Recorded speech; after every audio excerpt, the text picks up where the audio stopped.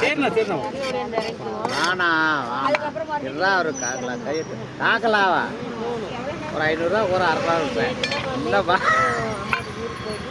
Help பண்ணுறானுங்க.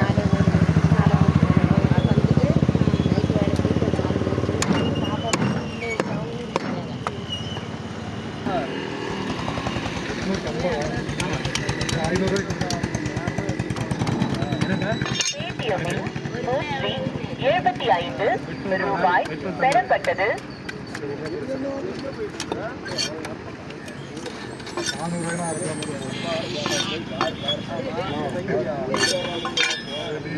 இருக்குதா?